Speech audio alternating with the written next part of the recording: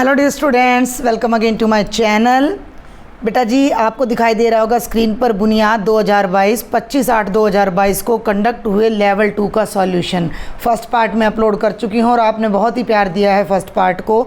इसको मैं दोबारा क्यों दिखा रही हूँ, क्योंकि इसमें मैंने पार्ट डी के क्वेश्चन नंबर्स भी डाल दिए हैं। ठीक है, तो आप जल्दी से वीडियो को एक सेकंड के लिए पॉज करके देख सकते हैं कि ये जो हमारा बी का पहला क्वेश्चन है वो डी में 26वां क्वेश्चन है। ठीक है, ऐसे ही ये वाला 31वां क्वेश्चन है। आगे चलते हैं। इस वीडियो में मैंने 22 क्वेश्चन कराए थे, मैं बता दूं। तो ये डी कोड का पहला क्वेश्चन है, ये डी कोड का 29वां क्वेश्चन है। जो बी में 5वां था वो डी में 30 नंबर पर है, जो बी में 6ठा था वो डी में 2 नंबर पर है, ये वाला डी में 33वें नंबर का क्वेश्चन है और ये वाला डी में 40th नंबर पर क्वेश्चन है। ये आपको प्रीवियस वीडियो में नहीं मिलेगा, तो यहाँ से थोड़ा आपको एडजस्ट करना पड़ेगा। जो सी में 5th है, बी में 9th है, डी में भी 5th है, बी में 10th है तो डी में 38th क्वेश्चन है, बी में 11th है। अच्छा, इस क्वेश्चन का नंबर नहीं लिखा मैंने। जो बी में 11th है वो डी में 6th क्वेश्चन है, फटाफट हम देख लेते हैं इसको। बी में 12th है वो डी में 35th क्वेश्चन है, बी में जो 13th है वो डी में 44 क्वेश्चन है। मैं कंसोलिडेटेड की भी आपकी अपलोड कर दूंगी। बी में जो 14th है वो डी में 37 है। आगे बढ़ें। 15th क्वेश्चन है वो डी में 9th क्वेश्चन है, बी में 16th है वो डी में 41 है, बी में 17th है वो डी में 8th नंबर पर आ जाता है। जो 18th क्वेश्चन है वो यहाँ 45th नंबर पर आ जाता है। कोड भी 19th क्वेश्चन है, डी में 50th क्वेश्चन है 50वां, बी में 20वां क्वेश्चन है, डी में 43वां क्वेश्चन है, आप देख सकते हो। बी में 21वां क्वेश्चन है और डी में 48वां क्वेश्चन है, और बी में जो 22वां क्वेश्चन है वो डी में 3रा क्वेश्चन है। तो मैं 22 क्वेश्चन आपको करवा चुकी हूँ, उससे आगे के सॉल्यूशन अब हम देखते हैं। तो बेटा आगे का सॉल्यूशन हम स्टार्ट करते हैं। स्टार्ट करने से पहले मेरी रिक्वेस्ट है, अगर आप चैनल को बिना सब्सक्राइब किए देख रहे हैं तो आप सब्सक्राइब ज़रूर करें। सब्सक्राइब करने से कोई पैसा नहीं लगता है और हमें एनकरेजमेंट मिलता है, उत्साह मिलता है कि हमारे इतने सारे बच्चे मेरी मेहनत को देख रहे हैं। और अगर लेक्चर पसंद आए तो कमेंट ज़रूर करना है। अब आप ये देखें कि क्वेश्चन नंबर कौन सा है। ए में 31वां, बी में 23वां, सी में 28वां और डी में 4था क्वेश्चन है। ये ज़मीन पर खड़ा एक लड़का 100 मीटर लंबे धागे से 30 डिग्री के उन्नयन कोण पर पतंग उड़ा रहा है। Boy standing on the ground is flying a kite with a thread 100 metre long at an angle of elevation of 30 degree. दूसरा लड़का 20 मीटर ऊंचे मकान की छत पर खड़ा होकर 45 डिग्री के उन्नयन कोण पर पतंग उड़ा रहा है। Another boy flying a kite at an angle of elevation of 45 degree standing on the roof of a house of 20 metre high. दोनों लड़के दोनों पतंगों से विपरीत दिशा में हैं, इस तरफ लड़के हैं दोनों तरफ। अभी मैं डायग्राम बनाती हूँ। बोथ बॉयज़ कहाँ गया, both the boys are in the opposite direction from the both kites. दूसरे लड़के के पतंग के धागे की लंबाई क्या होगी ताकि दोनों पतंग मिल सकें। What will be the length of the thread of the other boy's kite so that the 2 kites meet. Statement को समझना बहुत ज़रूरी है। एक बार में समझ नहीं आए तो आपने 2 से 3 बार स्टेटमेंट को पढ़ना है। अब यहाँ ये आपको यहाँ पर स्टेटमेंट भी दिखाई दे रही है राइट साइड में, और यहाँ मैं इसके लिए एक डायग्राम बनाती हूँ कि यहाँ पर एक लड़का खड़ा हुआ है 100 मीटर लंबे धागे से। ये एक उसने धागा लिया हुआ है जो कि 100 मीटर लंबा है और यहाँ उसकी पतंग है। क्लियर है? आगे बढ़ें। 30 डिग्री के उन्नयन कोण पर, उन्नयन कोण क्या होता है कि अगर ये ज़मीन है तो ज़मीन के साथ 30 डिग्री का एंगल बनाते हुए उसकी पतंग उड़ रही है। मान लो ये ए पर धागे को हाथ में पकड़ा हुआ है, बी पर पतंग है, 100 मीटर लंबा धागा है, 30 डिग्री का कोण है। अब ये पूरी की पूरी ज़मीन है, ठीक है। और यहीं पर आगे चलेंगे। दूसरा लड़का 20 मीटर ऊंचा मकान है, यहीं पर एक मकान है जिसकी की हाइट, मान लीजिए मकान है भैया सी डी, जिसकी हाइट है 20 मीटर। अब यहाँ लड़का खड़ा है। देखो, इस तरह के क्वेश्चन में हम लड़कों की हाइट को गायब कर देते हैं, उसको हम कंसीडर करके नहीं चलते हैं। अब एक मिनट, स्टेटमेंट ये रही। अब वो लड़का यहाँ से पतंग उड़ा रहा है 45 डिग्री, मेरे फिंगर पे भी आपका ध्यान हो, 45 डिग्री के कोण पर, यानी कि जो ज़मीन का लेवल तो ये है, तो आगे भी ज़मीन का लेवल क्या रहेगा, ये रहेगा। तो यहाँ से जब लड़के ने पतंग उड़ाई तो जो एंगल बना ये वाला, ये कितना है बेटा जी 45 डिग्री। और हमें ये नहीं पता कि इस लड़के की डोरी की लंबाई कितनी है, तो ये कहता है कि दूसरे लड़के के पतंग के धागे की लंबाई क्या होगी, दोनों पतंग मिल सकें। तो मान लो ये डी है भाई, ये पी नहीं है, डी पे खड़े होके जो लड़का पतंग उड़ा रहा है वो बी पे जाके मिल गई, पतंग मिल गई, ठीक है। और ये बी डी की लंबाई नहीं पता, तो मान ली कितनी है x मीटर है और ये 45 है। अब आप क्या करो, यहाँ से एक परपेंडिकुलर यहाँ ड्रॉ कर लो, मान लो इसका नाम हमने रख दिया E, तो ये यहाँ जाकर इसको मिल जाता है मान लीजिए M पर, ठीक है। ये हो गया 90 डिग्री का कोण। आपको करना क्या है, x निकालना है। तो x निकालने के लिए ये त्रिभुज को आप पकड़ो, ये वाला ट्रायंगल है, ये वाला ट्रायंगल है, इस ट्रायंगल में ध्यान देना ये हमें निकालना है। और अगर हमें बी एम पता लग जाए तो perpendicular by hypotenuse sine theta की मदद से हम इसको निकाल सकते हैं। तो अभी आप इसको भूल जाओ, पहले आप लो ट्रायंगल ए बी ई, समझ रहे हो मेरी बात को। त्रिभुज ए बी ई में ये आधार है, ये 90 का कोण है, तो बी ई पूरे का पूरा लंब है और ये कर्ण है। और ट्रिग्नोमेट्री में क्या होता है, साइन थीटा होता है लंब बटे कर्ण, यानी कि परपेंडिकुलर बाय हाइपोटेन्यूज। परपेंडिकुलर का नाम क्या है बी ई, हाइपोटेन्यूज का नाम क्या है ए बी। मैं बहुत आराम से समझाने की कोशिश करूँ, वैसे ये आपके सिलेबस से बाहर का है, 10वीं में आता है ये सारा। तो साइन थीटा एंगल कितना है 30 डिग्री, बी ई की वैल्यू हमें पता नहीं है, ए बी कितना है 100। साइन 30 डिग्री की वैल्यू होती है 1/2 बराबर है बी ई बटे 100। 100 को राइट में ले जाओ तो ये बन जाएगा 100/2 बराबर है बी ई। 2 से भाग करेंगे तो बेटा बी ई की वैल्यू कितनी आ जाएगी 50। ये पूरी लंबाई ध्यान देना, ये पूरी लंबाई 50 है। और ये नीचे वाली कितनी है, ये एम ई और डी सी, ये मकान 20 मीटर ऊंचा है तो ये भी 20 मीटर ऊंचा है, तो ये बी एम कितना बच गया 30 मीटर। हमने प्रॉपर मेथड से नहीं करना है, हमने तो 1 नंबर के लिए करना है, इसलिए मैं पूरा तरीका नहीं लिखूंगी। ये हाइट आपकी 20 मीटर है, ये पूरा आपका अभी अभी कितना आया है 50 मीटर आया है, तो ये ऊपर वाला कितना बच गया 30 मीटर। अब हम केवल इस ऊपर वाले त्रिभुज को देखेंगे। इस ऊपर वाले त्रिभुज को मैं एक बार यहाँ फिर से अलग से बना देती हूँ इस तरीके से। ये देखो, ये D है, ये M है, ये B है, ये 30 है, ये X है और ये कितना है 45 डिग्री है। हमें x की वैल्यू निकालनी, ये लंब है, परपेंडिकुलर है और ये कर्ण है। फिर से वही साइन थीटा लग जाएगा, तो यहाँ थीटा की जगह हो गया साइन 45 डिग्री। लंब यानी बी एम बटे कर्ण यानी बी डी, तो लंब तो कितना है बी एम 30 है और ये x है। साइन 45 की वैल्यू होती है 1/√2 बराबर में ध्यान देना है 30/x। दिख रहा है आपको, आर पर गुणा कर दो, x को इधर ले जाओ, √2 को इधर ले जाओ, √2 इससे गुणा हो जाएगा, x बराबर है 30√2 मीटर। अर्थात उस बच्चे के जो दूसरा बच्चा पतंग उड़ा रहा है उसके धागे की लंबाई जिसे हमने x माना था वो 30√2 मीटर आती है। तो यही तरीका आसान है सबसे इस क्वेश्चन को करने के लिए। नेक्स्ट है क्वेश्चन नंबर ए में 7, बी में 24, सी में 13, डी में 10वां क्वेश्चन है। एक कक्षा के छात्रों के बीच 1800 चॉकलेट वितरित किए गए। 1800 चॉकलेट हैं और एक क्लास के बच्चों को दी गई हैं। ध्यान देना, प्रत्येक छात्र कक्षा में छात्रों की संख्या का दुगना चॉकलेट प्राप्त करता है। कक्षा में छात्रों की संख्या की गणना करें। 1800 chocolates were distributed among the students of a class. Each student gets chocolate twice the number of students in the class. Count the number of students in the class. इतना आसान क्वेश्चन है। हर बच्चे को उतनी चॉकलेट मिल रही हैं जितनी उसकी क्लास में बच्चे हैं ना, उससे दुगनी चॉकलेट मिल रही है। अगर क्लास में एक बच्चा है, ठीक है, अगर क्लास में एक बच्चा है तो चॉकलेट पर स्टूडेंट, ध्यान देना मेरी बात पे, चॉकलेट पर स्टूडेंट कितनी हो जाएंगी 2।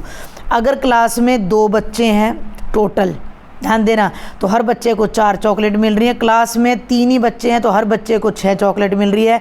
तो मान लिया क्लास में x बच्चे हैं तो हर बच्चे को x से दुगनी 2x चॉकलेट मिल रही है।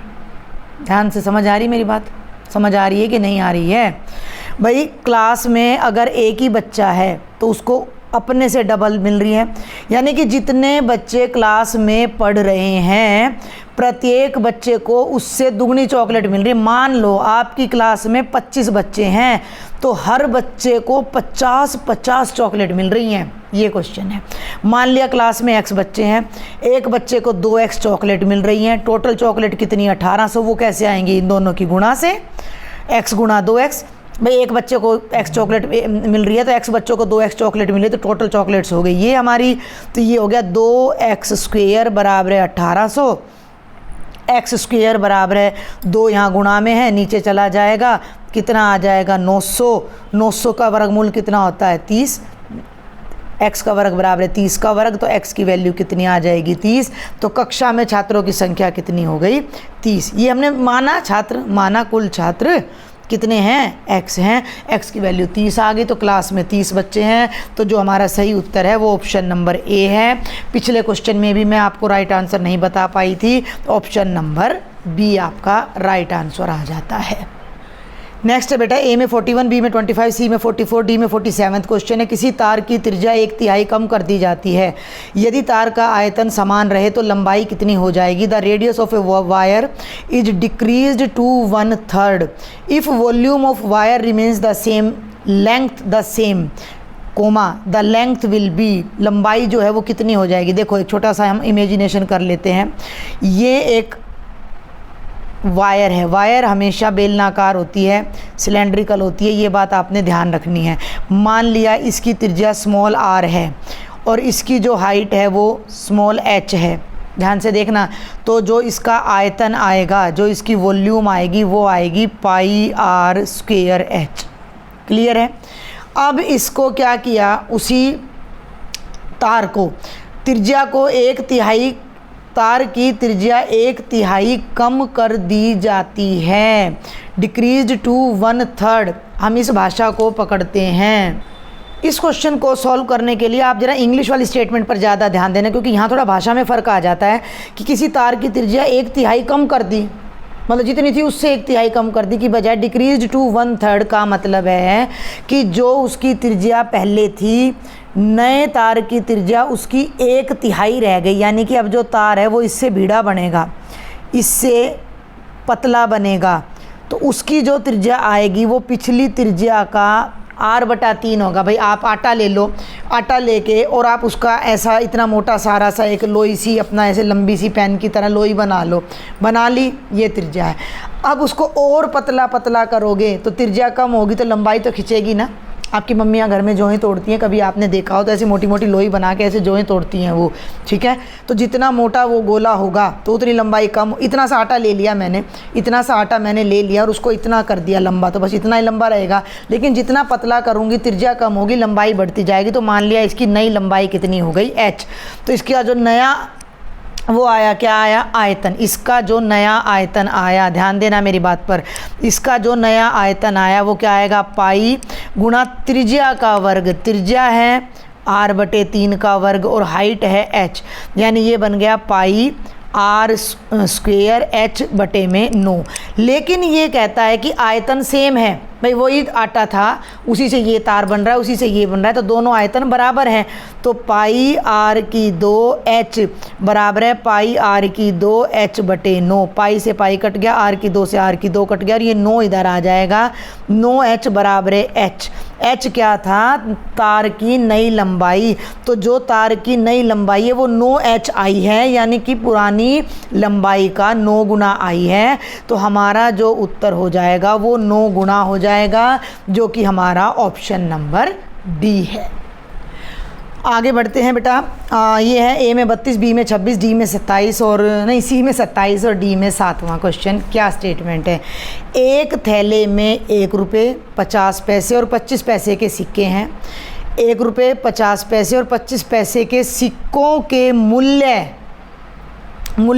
कीमत क्रमशः 5:3:1 के अनुपात में है। यदि सिक्कों की कुल संख्या 180 है तो सभी सिक्कों का कुल मूल्य रुपयों में क्या होगा। थोड़ा सा अटपटा क्वेश्चन है। थोड़ा मुश्किल नहीं है। अ bag contains 1 rupee 50 paisa 25 paisa coins. The value of 1 rupee 50 paisa 25 paisa coins are in the ratio 5:3:1 respectively. If the total number of coins is 180 then what will be the total value of all the coins. बड़े ध्यान से समझने का question है, बहुत ही ध्यान से समझने का, मुश्किल बिल्कुल भी नहीं है। आप ये देखें 1 रुपये के, 50 पैसे के और 25 पैसे के सिक्कों का जो मूल्य है, मूल्य का मतलब उनकी कीमत। भाई मान लीजिए कि मेरे पास हैं 50 रुपये, तो 1-1 रुपये मिला के 50 रुपये बन रहे हैं मेरे पास। समझ रहे हो आप मेरी बात को? मैं कह रही हूँ कि 50 पैसे मिला के, 50 पैसे के सिक्के मिला के मेरे 30 रुपये बन रहे हैं। समझ में आ रही बात? तो वैल्यू, रेशो ऑफ वैल्यू, यहाँ ध्यान देना पड़ेगा आपको थोड़ा सा। रेशो ऑफ वैल्यू कितनी है? 5:3:1। ठीक है, तो ध्यान देना है कि 1 रुपये के 5 सिक्के नहीं हैं, 1 रुपये के जितने भी सिक्के हैं वो मिलके 5 रुपये बन रहे हैं। 50 पैसे के 3 सिक्के नहीं हैं, 50 पैसे के जितने सिक्के हैं वो 3 रुपये बन रहे हैं। 25 पैसे के सिक्के मिलके 1 रुपया बन रहे हैं। ठीक है, तो पहले तो हम इन रेशो को हटा लेते हैं। ठीक है, रेशो हटाने के लिए हम क्या करते हैं? x लगाते हैं। तो वैल्यू ऑफ 1 रुपी कॉइन कितनी हो गई? 5x। वैल्यू ऑफ 50 पैसा कॉइन कितनी हो गई? 3x। और वैल्यू ऑफ 25 पैसा कॉइन कितनी हो गई? 1x, यानी कि x। अब आप इस बात को थोड़ा सा समझना, बड़ा ही आसान है। मैं ये देखो, इस बात को समझो। वैल्यू ऑफ 50 पैसा कॉइन, मेरे पास 50 पैसे के बहुत सारे सिक्के हैं और उनकी वैल्यू मैं कह रही हूँ 30 रुपये है। भाई मेरे पास इतने सारे 50 पैसे के सिक्के हैं और उनकी वैल्यू 30 रुपये है, तो 50 पैसे के कितने सिक्के हुए मेरे पास? 60 सिक्के हुए। सिक्के कितने हुए? 30 दूनी 60। भाई 50 पैसे 2 बार मिलेंगे तो 1 रुपया बना। समझ में आ रही ना बात? ये बात समझ पा रहे हो या नहीं आप? पहले तो मुझे ये बता दो, नहीं समझ आए तो मुझे फिर से बता देना आप। एक सिंपल सी बात है कि 50 पैसे के सिक्के हैं, इतने सारे सिक्के हैं मेरे हाथ में, और मैं कह रही हूँ कि भैया ये 30 रुपये बन गए। केवल 50 पैसे के सिक्के हैं और 30 रुपये बन गए, तो सिक्के कितने हुए? 60 हुए, दुगने हुए। 25 पैसे के बहुत सारे सिक्के हैं और मैं कह रही हूँ कि ये 10 रुपये बन गए, तो सिक्के कितने हुए? 4 गुना हुए। तो ये ध्यान रखना है। अब आपने तो नंबर ऑफ 1 रुपी कॉइन, 1 रुपये के कितने सिक्के बनेंगे? वो तो 1 ही बनेंगे, 1 से गुणा। भाई 1-1 रुपये के मैं कह रही हूँ मेरे पास 100 रुपये हैं, तो 1-1 रुपये के कितने नोट हैं? 100 ही नोट है। लेकिन 50 पैसे मिला के 100 रुपये बन रहे हैं, तो सिक्के कितने हुए? 200 हुए। ठीक है भाई 50, मेरे पास 100 रुपये हैं। मेरे पास कोई आया, भैया मेरे पास 100 रुपये हैं। हाँ हैं। कितने, किस फॉर्म में हैं? 50 पैसे के सिक्कों की फॉर्म में है, तो वो सिक्के कितने पाएंगे? 200 सिक्के पाएंगे। और नंबर ऑफ 50 पैसा कॉइन, तो 50 पैसे के कितने सिक्के बनेंगे? तो दुगुना कर दो, 6x। 25 पैसे के कितने सिक्के बनेंगे? 4 गुना कर दो, 4x। तो नंबर ऑफ कॉइन का जो रेशो आएगा, अब ये ध्यान रखना है, नंबर ऑफ कॉइन, सिक्कों की संख्या का जो अनुपात आ रहा है वो कितना आ रहा है? 5x अनुपात 6x अनुपात 4x, यानी कि 5:6:4। और ये बुक वाला पहले कह रहा है कि कुल सिक्के कितने हैं? 180 हैं। यदि सिक्कों की कुल संख्या 180 है, 180 सिक्के हैं, तो 1 रुपये के कितने हैं? तो 1 रुपये के कॉइन, अब मैंने सारा इंग्लिश में ही करा दिया है। तो कॉइन ऑफ 1 रुपी, पहले तो इनका ना अनुपातिक योग कर लो। 5 + 6 + 4, 6 और 4 10 और 5 15। 15 कॉइन में से 1-1 रुपये के 5 है, तो 180 में से कितने हो जाएंगे? 5/15 गुणा 180, 15 एकम 15, 15 दूनी 30, 12 पंजे 60 सिक्के हैं 1-1 रुपये के। ध्यान से समझना। कॉइन ऑफ 50 पैसा, 50 पैसे के कितने सिक्के हो गए? 6/15 गुणा 180, 12 छिक 72 सिक्के हो गए। और क्वाइन ऑफ 25 पैसा कितने हो गए? 4/15 गुणा 180, 12 चौक 48। जोड़ भी लो, 8 और 2 10, 7 4 11, 1 12 6 18 हो गए ना ये 180 सिक्के। अब क्वेश्चन क्या है, ये कहता है कि इन सिक्कों की कुल कीमत कितनी है, ये रुपए कितने हैं। अब फिर आ जाओ, 1 रुपये के 60 सिक्के हैं तो कितने बन गए? 1 गुणा 60 रुपये। 50 पैसे के 72 सिक्के हैं, 72 सिक्के 50 पैसों के हैं तो कीमत कितनी होएगी? कीमत 72 का आधा होएगी।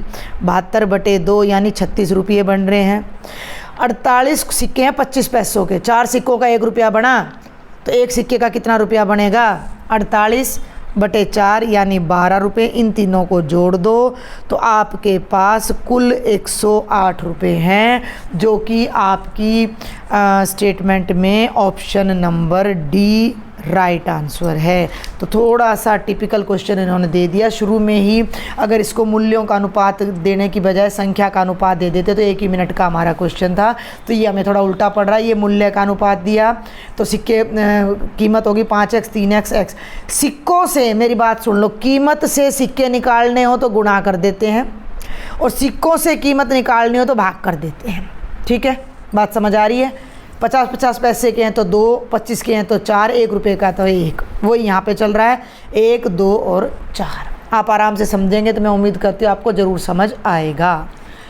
नेक्स्ट है बेटा A 13, B 27, C 17 और D में 13वां क्वेश्चन है। A एक काम 20 दिन में, B वही काम 40 दिन में पूरा करता है। दोनों मिलकर उस काम को 5 दिन तक करें तो उस काम का कितना भाग शेष रह जाएगा? इंग्लिश में आप पढ़ लेना, बहुत ही आसान क्वेश्चन है। A एक काम को 20 दिन में करता है तो A का 1 दिन का काम, A का 1 दिन का काम, भाई 1 दिन में काम का 20वां हिस्सा ही तो करेगा। B उसी काम को 40 दिन में करता है तो B 1 दिन में उस काम का 40वां हिस्सा करेगा। हो गया, यानी 1/40। दोनों मिलके करें तो A और B का, ध्यान देना है भाई, A व B का 1 दिन का काम, दोनों मिलकर काम करें तो 1 दिन में कितना काम करेंगे? तो इनको जोड़ दो, 1/20 जमा 1/40, 40 लघुत्तम आएगा, 2 जमा 1 यानी 3/40। ठीक है, A और B का 1 दिन का काम है 3/40 और दोनों मिलकर कितने दिन तक काम करने लग रहे हैं? 5 दिन तक। तो A और B का 5 दिन का काम निकाल दो तो 5 गुणा 3/40, 5 8 40 यानी 3/8 काम उन्होंने 5 दिन में कर दिया। अब ये कहता है कि कितना काम बच गया। जब भी हम इस तरह के सवाल करते हैं तो इस तरह के सवालों में हम पूरे काम को 1 मान लेते हैं। ये कुल काम है, इतना काम हो चुका है तो शेष कितना बचा? 1 घटा 3/8, 8 एकम 8, 8 में से 3 गए, 5/8 काम शेष बचता है, जो कि हमारा ऑप्शन नंबर ए है। नेक्स्ट है A में 33, B में 28, C में 31, D में 12वां क्वेश्चन। 2 अंकों की संख्या के, इन क्वेश्चंस को मैं फिर बता रही हूँ, आपने आंसर से करना है डायरेक्ट। 2 अंकों की संख्या के अंकों को परस्पर बदलने से हमें एक संख्या प्राप्त होती है। 2 अंकों की संख्या है, उनकी अल्टा पलटी, जैसे मान लो मैंने यहाँ 31 लिख रखा है तो उल्टा कर दो तो 13। तो अल्टा पलटी करने से एक संख्या मिलती है जो मूल संख्या मान लो x है, उसकी चौगुनी 4 है से 9 ज़्यादा है। असली संख्या के 4 गुणे से 9 ज़्यादा है। अब ध्यान देना, मूल संख्या का दशांक का मतलब दहाई का अंक, उसके इकाई के अंक से 7 कम हो तो मूल संख्या क्या है? By interchanging the digits we get a number which is 9 more than 4 times the original number if 10th digit is 7 less than the unit digit. तो सबसे पहले तो ना मैं आपको ऑप्शंस देती हूँ यहाँ जो बुक वाले ने दे रखे हैं। ये तो भैया क्वेश्चन नंबर है। ऑप्शन क्या क्या है? 29 है, 36 है, 58 है और 18 है। पहले तो इस बात को पकड़ो, दहाई का अंक इकाई के अंक से 7 कम है। ये दहाई का अंक है ना, सॉरी ये इकाई का अंक है और ये दहाई का, दोनों में कितने का फ़र्क है? 7 का। तो ये हमारी संख्या हो सकती है। इनमें कितने का फ़र्क है? 3 का, ये नहीं है। इनमें कितने का फ़र्क है? 3 का, ये नहीं है। दहाई का अंक इकाई से 7 कम है तो एक ये हो सकते हैं। तो हमारा उत्तर या तो 29 होएगा या हमारा उत्तर 18 होएगा, क्योंकि दोनों का दहाई का अंक इकाई के अंक से 7 कम है। 9 से 7 कम करोगे 2 आएगा, 8 से 7 कम करोगे 1 आएगा। अब ये कह रहा है इनके अंक पलट दो। 29 के अंक पलटो तो 92 आ रहा है, 18 के अंक पलटो तो 81 आ रहा है। अब ये जो अंक पलट के संख्या आ रही है ना, ये ओरिजिनल नंबर के 4 गुणे से 9 ज़्यादा है। 18 के 4 गुणे में 9 जोड़ो, 18 चौक 72, 72 में 9 जोड़ो 81, ये तो सही आ गया। 29 के 4 गुणे में कितना जोड़ना है 9, 4 निम 36 हासिल पाए 3, 4 दूनी 8 3 11, ये 92 के बराबर नहीं आ रहा, तो ये गलत है, ये सही है। तो हमारा सही उत्तर क्या आ जाएगा 18, जो कि हमारा ऑप्शन नंबर डी है। तो ये क्वेश्चन करने का आसान से आसान तरीका है। आगे बढ़ते हैं बेटा। A 9, B 29, C 19 और D का 15वां क्वेश्चन है, थोड़ा लंबा है। एक समद्विबाहु त्रिभुज का परिमाप 544 सेंटीमीटर है और उसकी प्रत्येक समान भुजा उसके आधार की 5/6 गुणी है, तदनुसार त्रिभुज का क्षेत्रफल कितना होगा। The perimeter of N isosceles triangle.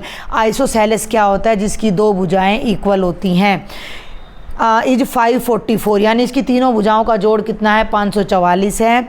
जो दोनों इक्वल साइड हैं वो बेस की, मान लो बेस x है, तो ये जो दोनों इक्वल साइड हैं ये इस x का 5/6 गुणा है, 5/6 टाइम्स है, यानी ये भी 5/6x है और ये भी 5/6x है। तो आपको इसका क्षेत्रफल निकालना है।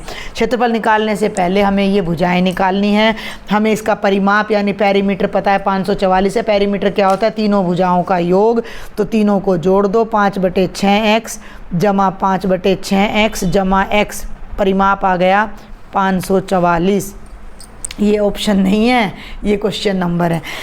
6 जब आप LCM लोगे तो ये आएगा 5x + 5x + 6x बराबर है 544। 5 और 5 10 और 6 16/6x बराबर है 544। जब आप इसको सोल्व करोगे तो x बनेगा 544 गुना 6/16, 16 × 48, 16 चौक 64 और 34 छिक्का 204 आएगा। x की वैल्यू 204 आएगी। तो जो एक साइड है, मान लो 3 साइड्स हैं अब आपके पास ये, ठीक है। एक बार मैं ट्रायंगल भैया फिर से बना लेती हूँ, जल्दी जल्दी करते हैं क्योंकि बहुत ही लेंथी पेपर है। मुझे पता नहीं आप लोगों ने कैसे किया है, but it's really very lengthy paper. तो x कितना आ गया 204, एक भुजा आ गई 204। ये दोनों कितनी है, ये है 5/6x, यानी 5/6 गुणा 204, 6 × 18, 6 चौक 24, 5 चौके 20 और 170। तो ये वाली भुजा 170 है और ये वाली 170। ये एक समद्विबाहु त्रिभुज बन गया जिसका आपने निकालना है क्षेत्रफल। अब इसको निकालने के 2 तरीके हैं। पहला तरीका है हीरोन्स फॉर्मूला, जो कि आपकी 12th क्लास में आ जाता है, और एक तरीका क्या होता है कि यहाँ से हम लंब डाल लें। ध्यान देना, तो 1/2 आधार गुणा ऊंचाई, सिर्फ ये लंब निकालना। अभी ये लंब जो है ना ये मध्य बिंदु पे मिलेगा, मध्य बिंदु पे मिलेगा। तो जो ये दूरी है ना, ये 204 की आधी कितनी हो जाएगी 102। ये 90 डिग्री का कोण है। इसका नाम रख रखा है हमने ABC और ये बिंदु है D। ध्यान देना, अब मैं बात कर रही हूँ त्रिभुज ADC की। तो त्रिभुज ADC एक समकोण त्रिभुज है, तो क्या होगा AC का वर्ग बराबर है AD का वर्ग जमा DC का वर्ग।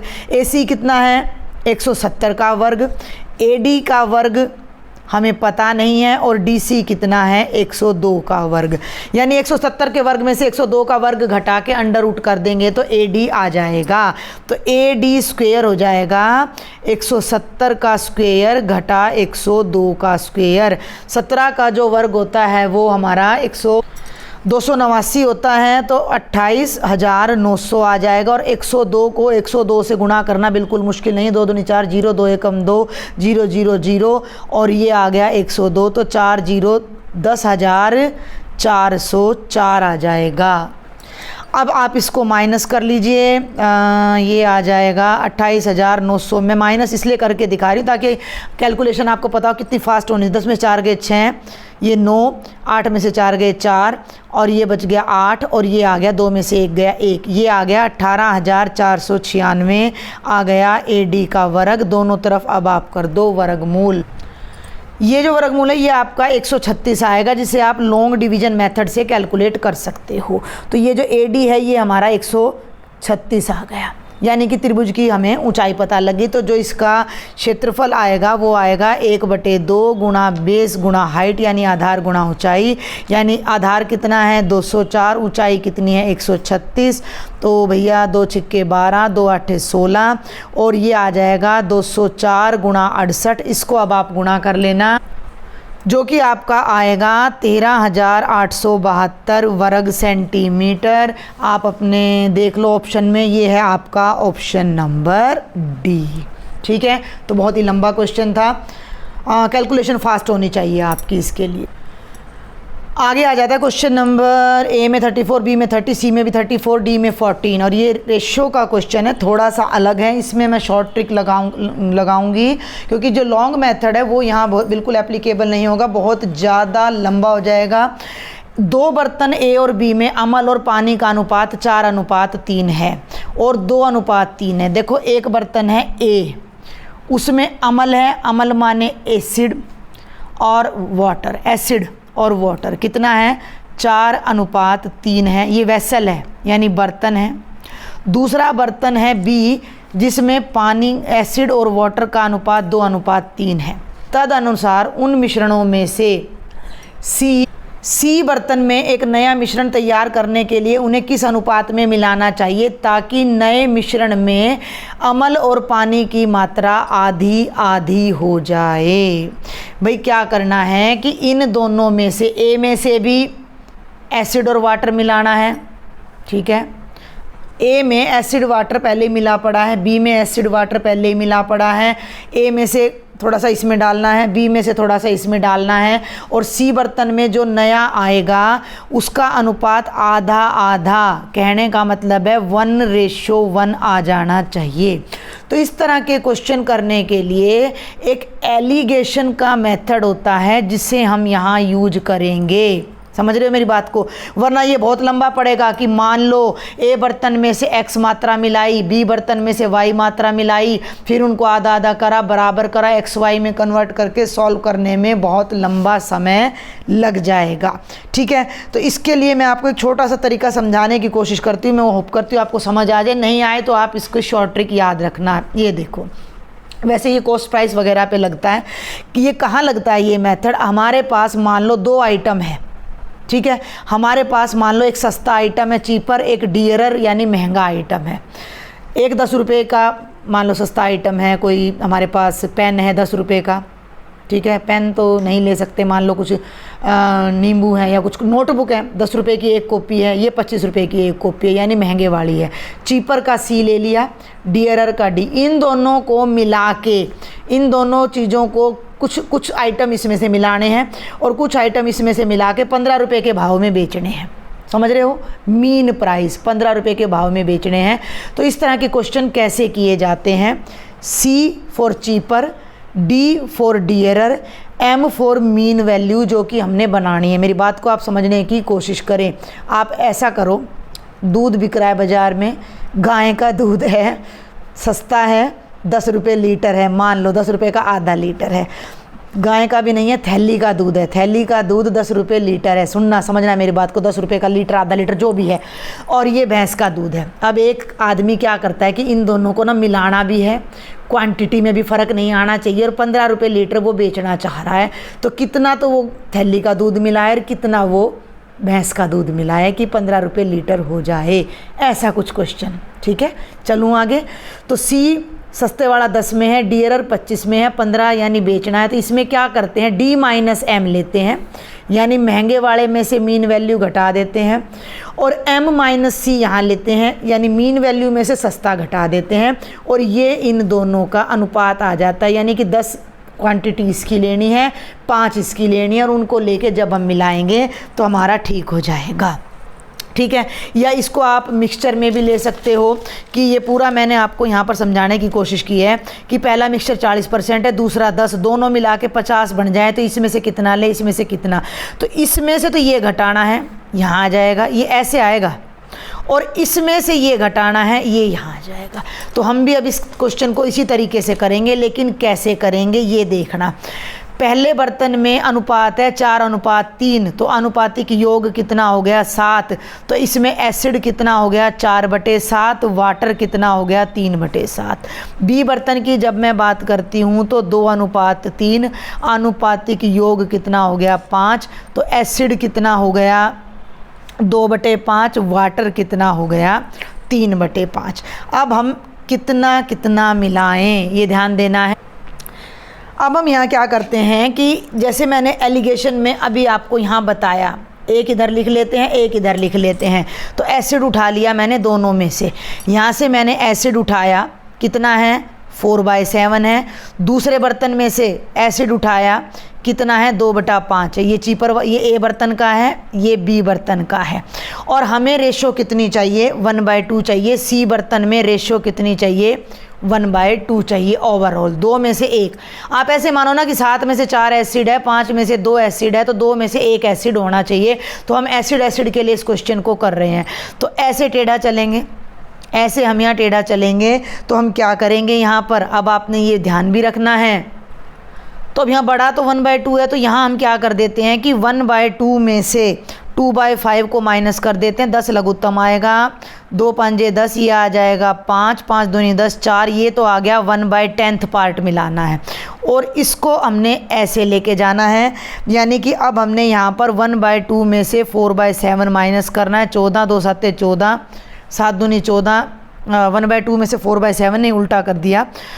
4/7 में से 1/2 माइनस करना है, तो 7 दूनी 14, 2 चौके 8 और 7, ये आ जाएगा 1/14। ठीक है, तो अब ये रेशो कितनी होनी चाहिए 1/10, रेशो 1/14। रेशो निकालने के लिए दोनों तरफ 140 से गुना कर दो। लघुत्तम है ना 140, तो 140 गुना 1/10, रेशो 140 वैसे वो कर लेते हैं आप, चलो बाद में काट देंगे, गुणा 1/14, 0 से 0 कटेगा और ये हो गया 14/2, तो ये बन गया बेटे 14:10। 14:10 को छोटा कर दो तो ये बन जाएगा 7:5। तो हमारा जो रेशो आएगा वो 7:5 आना चाहिए, जो कि आपका ऑप्शन नंबर ए है, जो कि राइट आंसर है। तो थोड़ा सा ये क्वेश्चन आपका मुश्किल है, अलग है। आप अब ये मत सोचना कि मैंने एसिड को क्यों लिया है, आप सेम क्वेश्चन को वाटर के लिए भी लेके कर सकते हो। बिल्कुल डिटो इसी क्वेश्चन को आप वाटर के लिए भी लेके कर सकते हो। दोनों में वाटर का रेशो, यहाँ 3/7 लेना, यहाँ 3/5। ठीक है, जल्दी से मैं एक बार आपको करके दिखा ही देती कि भाई ए बर्तन में जो वाटर है वो 3/7 है, बी बर्तन में जो वाटर है वो 3/5 है, और जो मीन वैल्यू सी में होनी चाहिए वो 1/2 है। तो ऐसे ले आओ अब आप इसको यहाँ पर, और ये माइनस देखो ये 0.5 और ये 0.6 है, घटाते टाइम ये ध्यान रखना।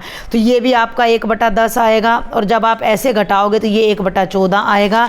पहले भी हमारा वही 1/10 और 1/14 आ रहा था, तो वही रेशो, वही उत्तर वाटर से आना है, वही उत्तर एसिड से। तो हमने इसको एसिड से करके दिखा दिया और हमारा राइट उत्तर 7:5 आ गया। आगे बढ़ते हैं बेटा। ए में 35, बी में 31, सी में 37वां और डी में 18वां क्वेश्चन है। एक समद्विबाहु त्रिभुज में प्रत्येक समान भुजा तीसरी भुजा से दुगनी है। फिर से वही बात आ गई, समद्विबाहु त्रिभुज में प्रत्येक समान भुजा तीसरी भुजा जो बच गई उससे दुगनी है। तो तीसरी भुजा x है, तो ये कितनी हो जाएगी 2x, और ये कितनी हो जाएगी 2x। क्लियर है यहाँ तक? आगे बढ़ूँ। समद्विबाहु त्रिभुज और समबाहु त्रिभुज जिनका परिमाप एक समान हो उनके क्षेत्रफलों का अनुपात बताइए। देखो वैसे तो इस क्वेश्चन का आंसर यहाँ पर मैच कर नहीं रहा है, क्योंकि इसने यहाँ पर रेशो दे ही नहीं रखा। पता नहीं वो क्या पूछना चाह रहा है बुक में। Give the ratio of areas of N isosceles triangle and an equilateral triangle having the same perimeter. या तो ये ऊपर वाली कंडीशन नहीं देनी थी, ठीक है, लेकिन इसको यूज करना पड़ेगा हमें। तो अब आपका क्वेश्चन क्या है कि अगर ये आपका एक समद्विबाहु त्रिभुज है तो इसका परिमाप कितना हो गया 2 और 2 4 और 1 5। समद्विबाहु यानी कि आइसोसेलेस ट्रायंगल का जो पेरीमीटर है वो 5x है। और अब एक समबाहु त्रिभुज और बन रहा है, ठीक है, उसका भी पेरीमीटर, समबाहु का मतलब क्या हो जाता है इक्विलेटरल ट्रायंगल, उसका परिमाप भी 5x है। तो इसका एरिया और इसका एरिया, दोनों का अनुपात निकालना है। अब मेरी बात को फटाफट सुनो। ये एक समबाहु त्रिभुज है, तीनों भुजाएं बराबर हैं, तो तीनों भुजाओं का जोड़ कितना है 5x।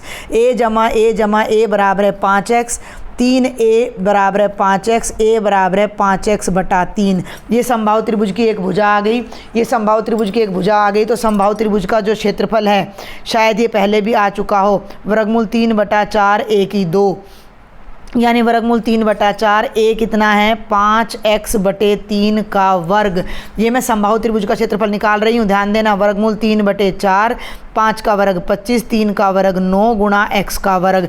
इसको थोड़ा हल्का करके लिख देते हैं, 25√3/36x²। ये तो समबाहु त्रिभुज का क्या आ गया, क्षेत्रफल आ गया। मान लो क्या, लिख ही दो समबाहु का, हो गया। फिर से सुन लो भी फटाफट से। एक समद्विबाहु त्रिभुज है जिसकी दोनों भुजाएं आधार से दुगनी हैं, तो x 2x 2x हो गई, इसका परिमाप आ गया 5x। अब एक समबाहु त्रिभुज है, उसका परिमाप भी 5x ही है, तो उसकी तीनों भुजाएं कितनी हो जाएंगी 5x बटा 3 हो जाएंगी। तो उसका हमने निकाल दिया क्षेत्रफल। अब हमने क्षेत्रफल इसका भी निकालना है और फिर दोनों के क्षेत्रफल का अनुपात ज्ञात करना है। इसका क्षेत्रफल निकालने का तरीका अभी पीछे भी मैं बता चुकी हूँ। यहाँ से मैं लंब डालूँगी, तो ये जो है ये x की आधी यानी x बटा 2 आ जाएगी। अब हमें ये हाइट निकालनी है h, तो ध्यान दे लो फटाफट से भाई, शॉर्ट में बताऊंगी। अब मैं हाइट क्या है, कर्ण का वर्ग घटा आधार का वर्ग, यानी कि 2x का वर्ग घटा x बटे 2 का वर्ग, x बटे 2 का वर्ग, और सारे का कर दो वर्गमूल। तो ये बन गया 4x की 2 घटा x की 2/4 का वर्गमूल। बड़ा ही अटपटा क्वेश्चन है। 4 चौक 16, 16 में से 1 गए, 15/4 x की 2 का वर्गमूल। 15 का तो वर्गमूल निकलेगा नहीं, ये आ जाएगा x और ये आ जाएगा 4 का वर्गमूल 2। ये आ गई इस समद्विबाहु त्रिभुज की हाइट। अब हम निकालेंगे समद्विबाहु त्रिभुज का क्षेत्रफल।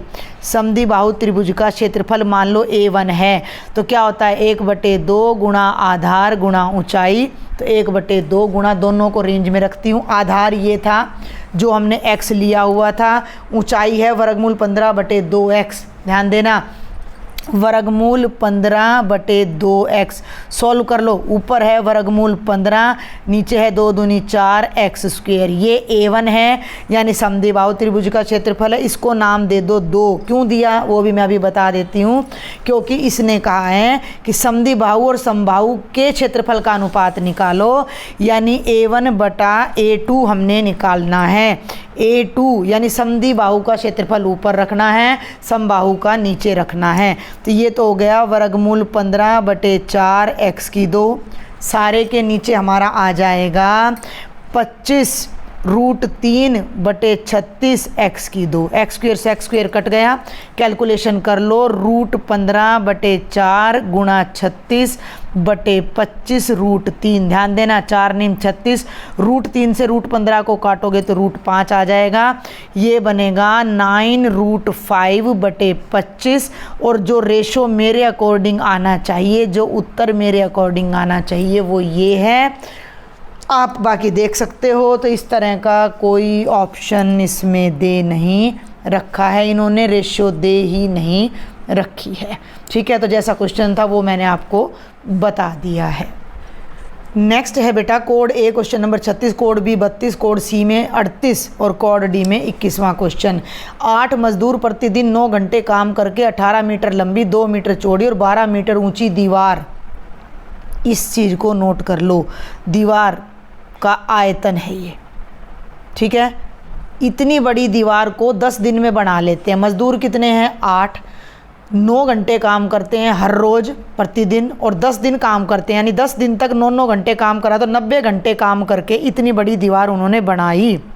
पहले इसी बात को पकड़ते हैं।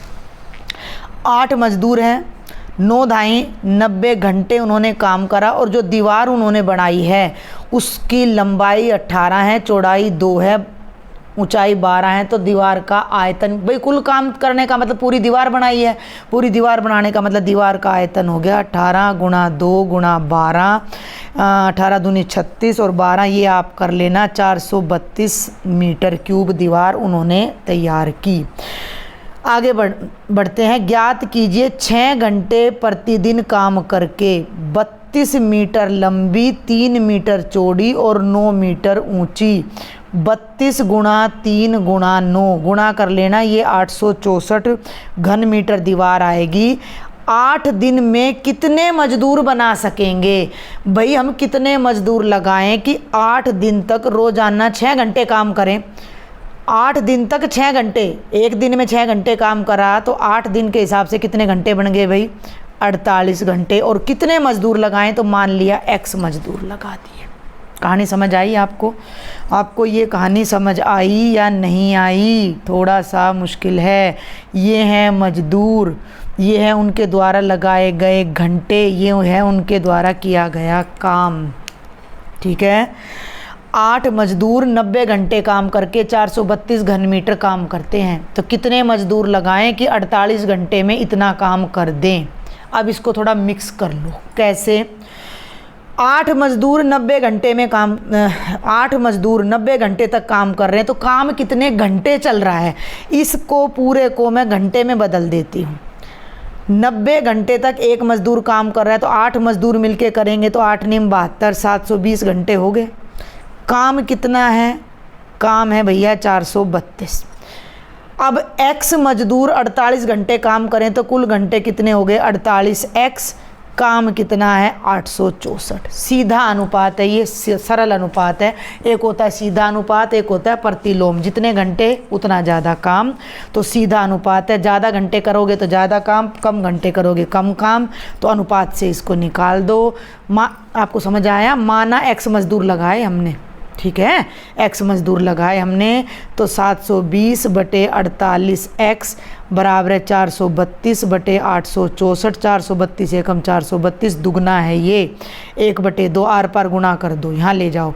720 गुणा 2, इस 48 को नीचे रहने दो और इस x को राइट साइड में ले जाओ। 24 तिये 72, 24 दूनी 48, 2 से 2 कट जाएगा और x की वैल्यू कितनी आ जाएगी? यानी कि 30। और हमें 30 मजदूर लगाने हैं, जो कि हमारा ऑप्शन नंबर सी है।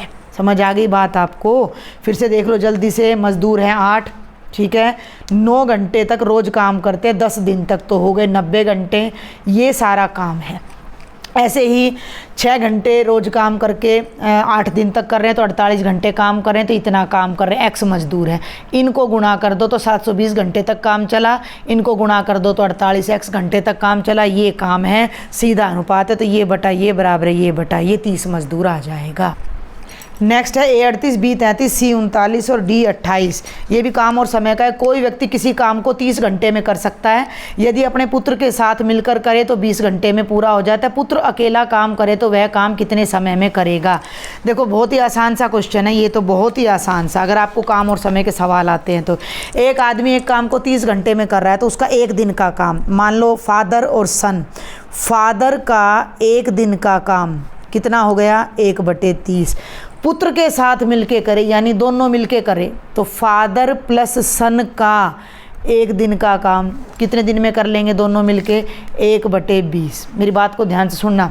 अगर दोनों के एक दिन के काम में से पापा का काम घटा दें तो बेटे का काम आ जाएगा। सन का एक दिन का काम कितना हो जाएगा? दोनों के काम में से भाई पापा ने एक दिन में 15 बुक बाइंड कर दी। समझ रहे हो मेरी बात को? दोनों बाप बेटा ने मिलके एक दिन में 35 बुक बाइंड कर दी, तो बेटे का काम निकालना, तो 35 में से 15 घटा दो, सिंपल सी बात है। तो 1/20 में से 1/30 घटा दो, 60 लघुत्तम आएगा। 20 तिये 60, 30 दूनी 60, 1/60। बेटे का एक दिन का काम 1/60 है, यानी वो अकेला अगर काम करता है तो पुत्र एक काम को कितने दिन में पूरा करेगा? 60 दिन में पूरा करेगा। दिन है कि घंटे हैं वो देख लेना, घंटे हैं तो 60 घंटे में पूरा करेगा, दिन नहीं है भैया। ये सारे कहीं गलती होगी, कोई बात नहीं, आप इनको ना आवर्स कर लेना। तो हमारा जो राइट ऑप्शन है बेटा जी, वो ऑप्शन नंबर ए हमारा आ जाएगा। समझ गए आप?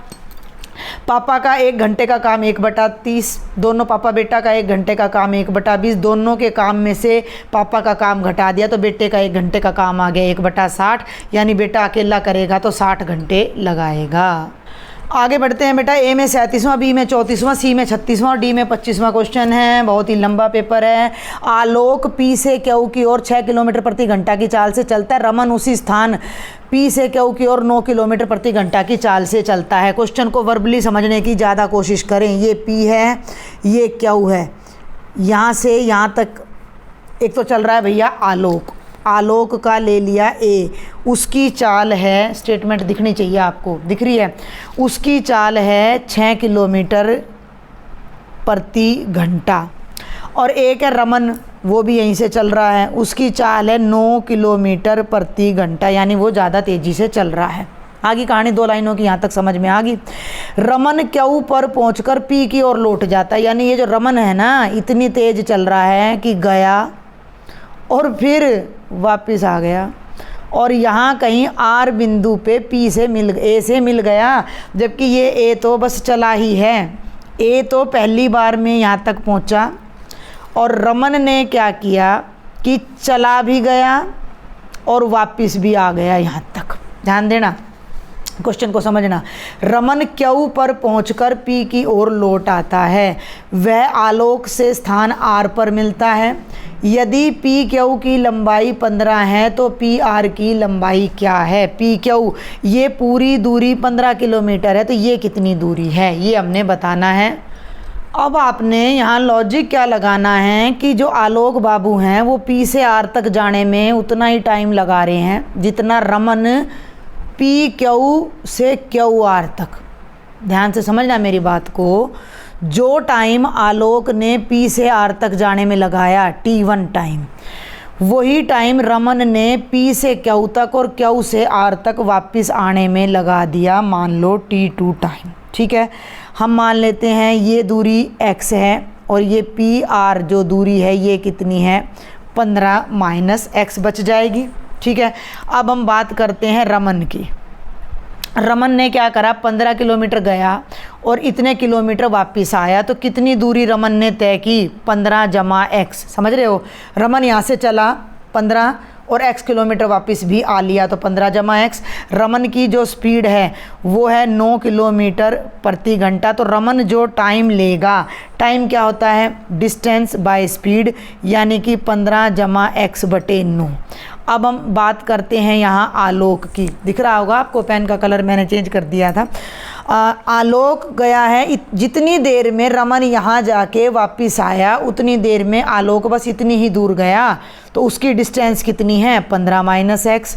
उसकी स्पीड कितनी है 6 किलोमीटर प्रति घंटा, तो उसने जो टाइम लिया वो 15 माइनस x बटे 6 लिया। दोनों के द्वारा टाइम बराबर लग रहा है, तो दोनों को इक्वल कर दो। 15 जमा x बटे 9 बराबर है 15 घटा x बटे 6। आर पर गुणा कर दो, 15 छिक 90 जमा 6x, इसको इधर ले जाओ, 15 निम्मा 135 घटा 9x। 9x को 6x में ला के इधर जोड़ोगे 15x, और ये 90 इधर जाके 135 में से घट जाएगा 5 4। 15 से भाग करोगे x की वैल्यू कितनी आएगी 3 आएगी। अब मेरी बात को ध्यान से सुनना, ये 3 है, हमने ये नहीं निकालना, हमने तो पी आर निकालना है, तो यहीं पर मैं कर देती हूँ। अब आपका पी आर, तो पी आर कितना है 15 घटा x यानी 15 घटा 3 यानी कि 12 किलोमीटर हमारा जो है आंसर आ जाएगा, जो कि आपका राइट ऑप्शन नंबर बी हमारा मैंने बीच में लिख दिया है। तो थोड़ा समझने की कोशिश करें, थोड़े से अटपटे क्वेश्चन है। और ये हमारे आज के लेक्चर का लास्ट क्वेश्चन होगा, क्योंकि 1 घंटे का लेक्चर ये हो जाता है, बहुत लंबा, आप भी बोर हो जाएंगे। A 39, B 35, यानी 35 क्वेश्चन आज हमारे कवर हो जाएंगे। C 41 और D 34वां क्वेश्चन है। कोलकाता में एक यात्रा के दौरान एक टैक्सी 50% दूरी 50 किलोमीटर प्रति घंटा, 40% दूरी 40 किलोमीटर प्रति घंटा और शेष दूरी 20 किलोमीटर प्रति घंटा की गति से तय करती है। उस पूरी यात्रा की औसत गति कितने किलोमीटर प्रति घंटा है? अब इस क्वेश्चन को हम x लेके भी कर सकते हैं और इस क्वेश्चन को हम 1 लेके भी कर सकते हैं। मान लिया कुल दूरी है x किलोमीटर, 3 बार यात्रा आ रही है। वो टैक्सी क्या कहती है 50% दूरी 50 की स्पीड से, पहला केस ले लो। दूरी कितनी है, इसका आधा यानी x/2 किलोमीटर। ठीक है, स्पीड कितनी है 50 किलोमीटर प्रति घंटा। तो टाइम कितना लगेगा, डिस्टेंस बाय स्पीड यानी x/2/50। इसको हल कर लेना, ये आ जाएगा x/100 घंटे। ये पहली यात्रा में टाइम लगा, यानी थोड़ी दूर, आधी दूर जाने में। ठीक है, 40% दूरी 40 किलोमीटर की स्पीड से। अब डिस्टेंस कितनी है, डिस्टेंस है x का 40% यानी x गुणा 40/100, 20 दूनी 40, 20 पंजे 100 यानी 2/5x तो डिस्टेंस है। स्पीड है 40 किलोमीटर प्रति घंटा। तो जो टाइम लग रहा है वो डिस्टेंस बाय स्पीड है बेटा। डिस्टेंस है 2/5x, स्पीड है 40, तो 2/5x गुणा 1/40। इससे ये कट जाएगा, ऊपर x से कम x रह जाएगा, नीचे 20 पंजे 100 आ जाएगा। तो दूसरी स्पीड से जो टाइम लगा वो x/100 लगा। पहली स्पीड से जो टाइम लगा वो भी x/100 लगा। हमें औसत गति निकालनी है। औसत गति का मतलब होता है कुल दूरी बटे कुल समय। समझ रहे मेरी बात को। और शेष दूरी 20 किलोमीटर प्रति घंटा की गति से तय करती है। तो शेष दूरी, देखो अब मेरी बात समझना, x/2 दूरी यहाँ तय कर ली, 2/5x दूरी यहाँ तय कर ली। कुल दूरी कितनी है, x है। कुल दूरी कितनी है, x है। तो x में से इन दोनों का जोड़ घटा दो, ये दूरी आ जाएगी। लघुत्तम आ गया 10, 2 पंजे 10, 5 दूनी 10। देखना ध्यान से, x घटा 5 और 4 9/10x, 10 से कम 10 में से 1 गया, x/10।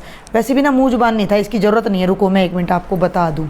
50% दूरी तय होली, 40% दूरी तय होली, कितनी दूरी तय होगी, 90% दूरी तय होगी, तो 10% दूरी बच गई।